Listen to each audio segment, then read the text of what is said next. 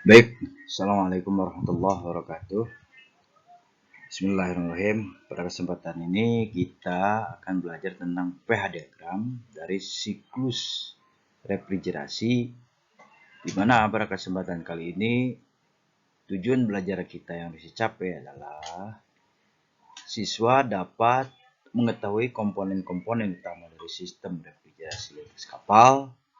Kedua, menjelaskan fungsi dari komponen utama sistem refrigerasi atas kapal. Yang ketiga, menggambarkan dengan tulis tangan pH diagram untuk siklus refrigerasi.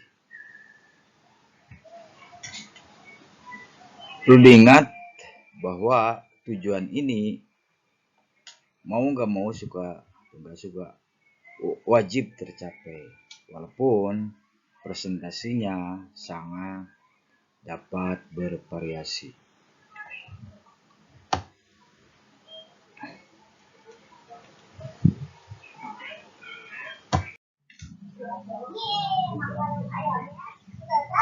Oke, kita akan membahas tentang pH diagram untuk siklus refrigerasi. Seperti kita ketahui bahwa komponen utama suatu refrigerasi adalah kompresor, kondenser, expansion valve, dan evaporator. Gambar sebelah kanan ini merupakan pH diagram untuk siklus gambar sebelah kiri, di mana di sini diilustrasikan bahwa terjadi proses kompresi, kondensasi, ekspansi, dan evaporasi. Mari kita tinjau satu persatu. Di dalam kompresor terjadi proses kompresi di mana input yang masuk adalah uap refrigeran bertekanan rendah. Kemudian keluaran dari kompresor dalam keadaan uap bertekanan tinggi, sehingga digambarkan di sini. Ini input yang masuk, keluaran merupakan uap superheated. Saya jelaskan sebelumnya di sini bahwa garis yang titik-titik ini, garis sambung ini merupakan garis uap refrigeran yang merepresentasikan kondisi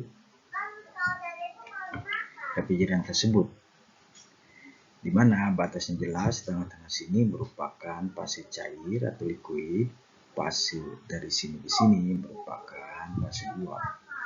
Sebelah kanan atau di luar dari ini adalah uap superjenuh atau superheated, dan sebelah sini adalah liquid, subcooled atau istilahnya cairan superjenuh. Kembali ke gambar dari kompresor, kita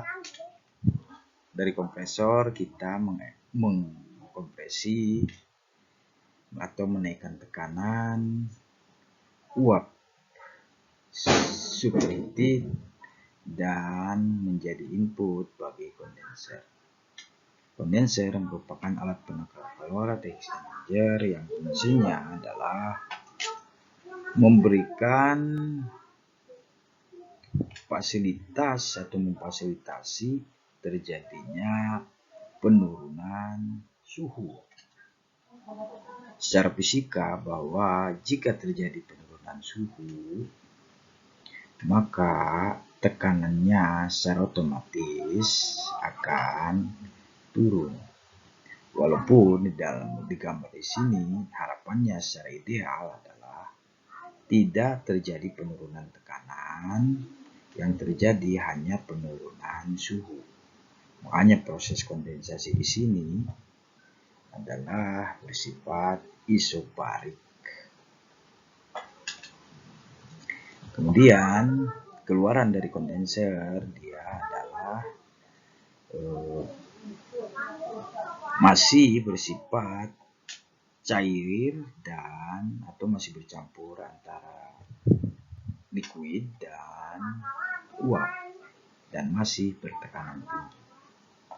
Kemudian masuk ke expansion pulp. Dari expansion pulp inilah maka keluarannya bersifat cairan bumi dan bertekanan rendah, pressure rendah. Kemudian masuk ke evaporator. Evaporator adalah sama hal dengan kondenser, adalah alat penukar kalor atau heat exchanger yang fungsinya berkebalikan atau lawan dari kondenser, di mana di sini penukaran kalor atau yang terjadi adalah diberikan panas dengan cara biasanya diberikan blower atau tiupan udara, yang mana udara tersebut atau temperatur udara tersebut jauh lebih tinggi atau lebih panas atau lebih tinggi daripada uap refrigeran yang berada di dalam evaporator. Sehingga harapannya suhunya fase dari refrigeran tersebut dia akan menjadi uap karena terjadi pemberian kalor atau pemberian kalor dengan tekanan konstan. Kemudian keluar dari evaporator adalah uap superheated dan uap superjenuh dengan tekanan rendah. Jadi kalau kita gambarkan kondisi yang seperti ini adalah uap. Di sini kita sudah memasuki uap jenuh, kemudian superjenuh dikompresikan, kemudian masuk kondenser, terjadi proses kondensasi sehingga dia mencair, kemudian tapi masih ada sebagian uap, kemudian dia diekspansi sehingga tekanannya turun. Di sini sudah bersifat cair murni, keluaran dari evaporator dia harus bersifat uap bertekanan rendah.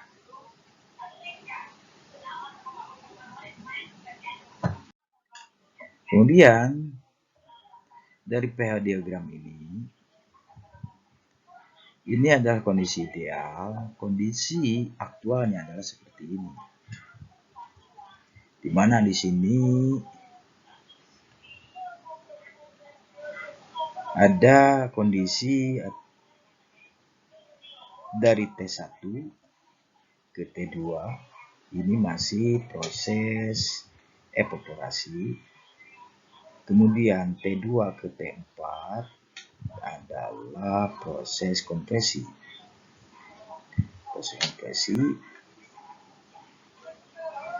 Terus dari T4 sampai ke T5 mengalami fase atau proses kondensasi, di mana di sini terjadi perubahan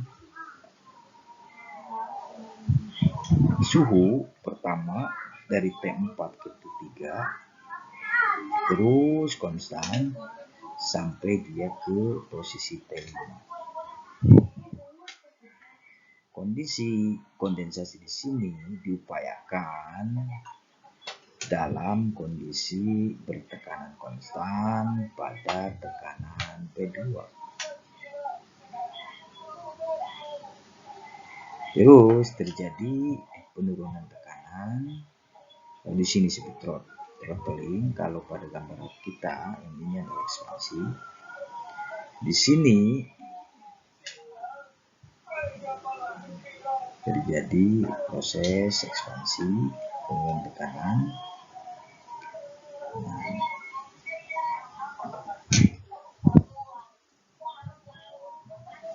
kemudian sehingga mencapai kondisi awal atau tekanan awal pada suhu T1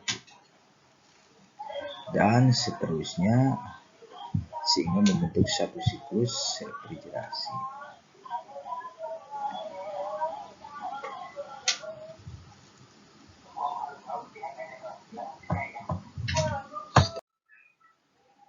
Selanjutnya, karena kita belajar secara online, maka yang menjadi kewajiban para siswa atau kalian adalah melaksanakan tugas, diantaranya pertama, menuliskan dengan tangan komponen-komponen utama sistem refrigerasi di atas kapal.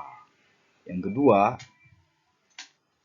tuliskan dengan tangan fungsi dari komponen-komponen utama sistem refrigerasi di atas kapal. Yang tiga, gambarkan dengan tulisan tangan pH diagram untuk siklus refrigerasi seperti telah dijelaskan sebelumnya. Tugas ini wajib dikumpulkan dalam format foto dengan ditandatangani oleh orang tua kalian dan dikirimkan melalui grup WA TPL2. Harapan Bapak, kalian bisa memenuhi tanggung jawab kalian dan bisa memahami tentang sistem refrigerasi di atas kapal. Bagi yang tidak bisa mengikuti secara langsung atau di bawah 70%, maka video ini bisa kalian unggah melalui YouTube channel Tuteng Setiaji. Silahkan kalian download dan kalian putar. Kalau belum memahami, rewind dan pause pada topik-topik tertentu sehingga semua materi pada kesempatan ini bisa dipahami secara optimal yang selanjutnya bisa mendapatkan nilai terbaik bagi kalian. Billahi taufiq wal hidayah. Wassalamualaikum warahmatullahi wabarakatuh.